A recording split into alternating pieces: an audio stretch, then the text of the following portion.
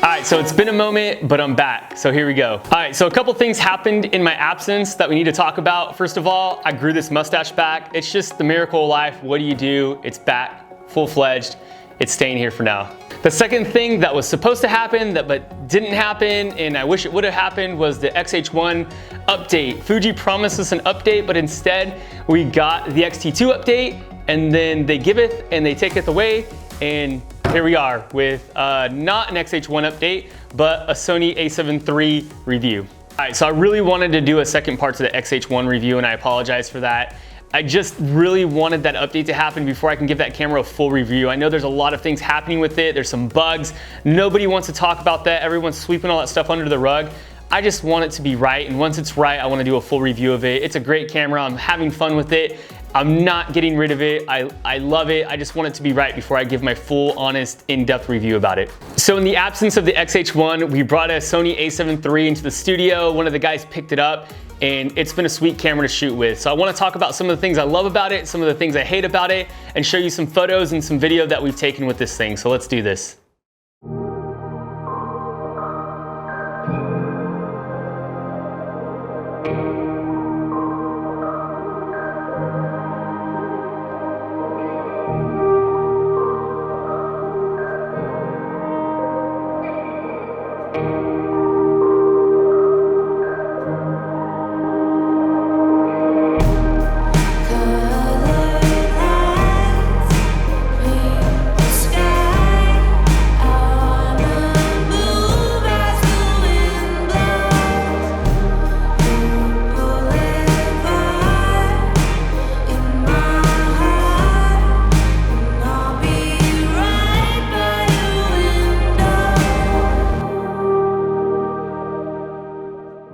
Okay, so first off, after having the Sony a7R III, I felt like the Sony a7 III was right at home. So if you already have a Sony a7R III and you're looking for a second body, maybe you have a Sony a7 II or an S2 or something in that variant, the Sony a7 III would be a great companion to the Sony a7R III. So again, if you're looking for a second body, this is probably it, unless you're holding out for the a7S III, which might be worth it. But if you're not holding out for that body, then the a7 III is definitely a winner. Okay, so a couple things that I love about the a7 III, and some of the things that I feel like that weren't really talked about or skipped over or not given time to. And one of the things that I really like about it is the actual viewfinder. I actually appreciate the EVF and the viewfinder of this camera. A lot of people talked about how it might not be up to date, or it might, the refresh rate might not be the same as the a7R III, but to be completely honest with you, I didn't notice it. And I do a lot of manual focusing, and I'm constantly looking through the viewfinder, and for me not to have to notice it or think about it, that was a good thing. So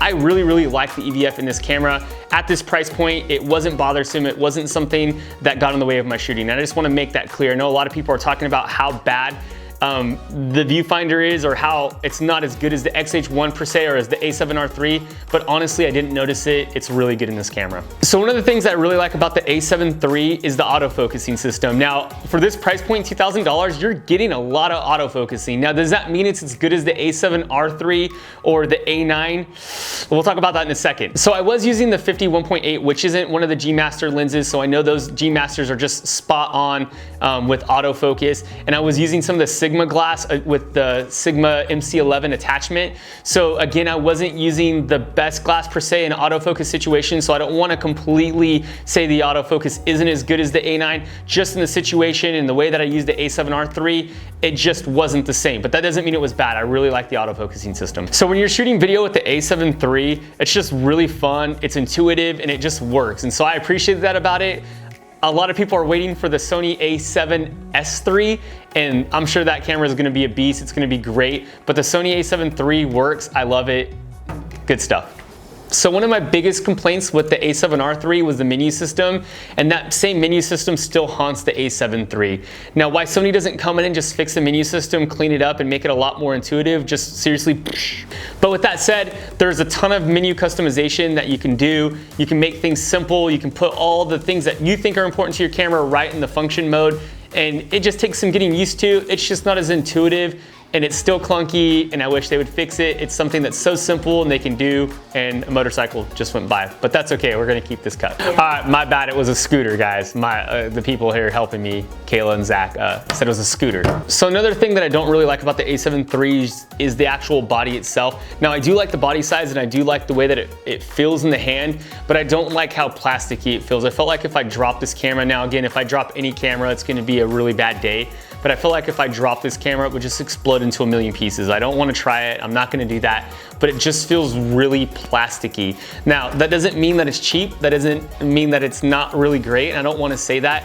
I'm just telling you how it just feels. I don't feel like I can throw this thing down in the snow if I'm snowboarding, or if I'm just out doing something and it's wet. I don't feel like I'm putting this camera down in the rain. So that's something to be considered, especially if you're just a travel photographer, cinematographer, and you're out in really harsh conditions. I would definitely always have like a rain protection over this camera, or I'd be constantly just worried about its durability. Now, again, I haven't put it through any durability tests. This is just the way that I feel. So take that with a grain of salt. This is a great camera for video, but one of the things I noticed that was shooting in some of the S-Log profiles, it introduced a lot of noise. Now, I know some of you guys are gonna scream right now and be like, well, did you have it in native ISO, and did you underexpose? Trust me, I promise you, like, definitely exposure was right. It was in the native ISO. I was using really wide open glass with the right lenses. Everything was right, but for some reason, those S-Log, maybe because of its 8-bit capabilities, it just introduced a lot of noise at ISO 800 and that native ISO. So again, something that I wasn't expecting. Everybody talks about how Sony is just the low light king and there's just no noise, and it's probably something you did. Maybe I want it to be that, but after shooting a couple different scenarios, I felt like that noise, especially in lower light situations, those blacks really got noisy. Now, I know this is something that just happens with DSLRs, but I was expecting the noise performance, especially from something in 2018, to be just a little bit better. Now, after throwing that into Premiere and doing a little bit of noise reduction, it looks fine. Now, most of that noise, again, I experienced was in high frame rates at 1080. So I should have said that from the beginning, but that's okay. You know that now. So I really can't say this is a bad thing about the camera. It's just something I thought would be a little bit better is the MC11 adapter with the Sigma glass. The autofocus was a little bit hunty. It wasn't as snappy as I thought it should be. And so if you're coming from a Canon camera, you're switching systems and you're thinking, I'm gonna get the MC11 and I'm just gonna go to spray and prayville and every photo is gonna be in focus all the time. Now it works, and it works probably in most portrait situations, but if you're planning on just spraying and praying and like thinking everything's gonna be in focus and you're relying on eye autofocus with it and continuous autofocus, it might let you down. So that's something that you need to be aware of, especially if you're switching systems, you're coming from Canon or you're coming from Nikon and you're using that MC11 adapter, which we were using.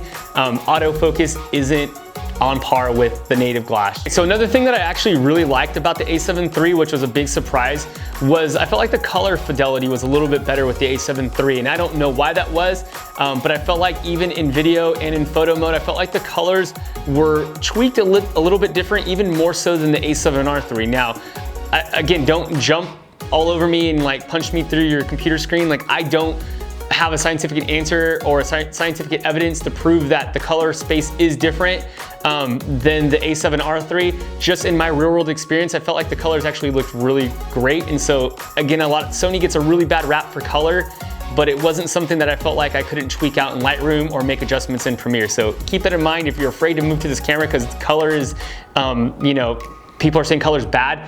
Don't be afraid of that. It can all be tweaked in Lightroom and Premiere. Okay, so I know what you really want to know. Should you go out and buy this camera? Now, to be honest, if I had $2,000 to spend and I was walking into a camera shop or a camera store or a camera surplus and I had to choose one system today and I wasn't involved in any other system, it'd be really hard to walk in that camera store and not walk out with the a7 III. Now, a lot of the reasons why is because of all the features that it offers. It offers that full frame sensor, great autofocus, great video. It's just a great all-around camera. Now, don't throw stones at me. Like, I really like Canons. I really like Fujis. I love Fuji cameras. But if you have $2,000 to spend and you're just getting into the system, there's just so many lens options now out for the Sony that you can jump into the Sigma glass, you can jump into the cheaper, lower end Sony glass, and you can adapt Canon glass if you are coming from that system. So there's just so many options. So if you had $2,000 to spend today and that was your budget and you can get one camera man, that Sony a7 III is looking really, really good. Not just on paper, but honestly in real world use and experience. You can make money with this camera really, really easily. So if you're shooting outdoors and you need something more from your camera, then maybe you gotta look at a Canon or you gotta look at something else. But for $2,000, honestly, this seems like a really good deal. Now, the Fuji X-H1, this was a camera that I've been reviewing and I still wanna review and give a full review about. It's right in that price range and I feel like it competes even though it doesn't have a full frame sensor, and there's a lot great about the X-H1. But at that $2,000 mark, you're getting a lot of battery life, you're getting a headphone jack, you're getting a full frame sensor, you're getting great autofocus, you're getting a great selection of lenses. So for me to just sit here and just lie to you guys and say it's not a great camera, I don't want to do that. I want to tell you that the X-H1 is everything that everyone's ever dreamed of, but I really want you to be responsible with your money. And the Sony a7 III, for a great, not only entry-level camera, but mid-level grade camera, is a great option, great choice. Now, reliability, all that stuff is to be seen. Will it hold up over time? I'm not sure. Every camera has its issues, but right now, 2018, this is a great camera for the price.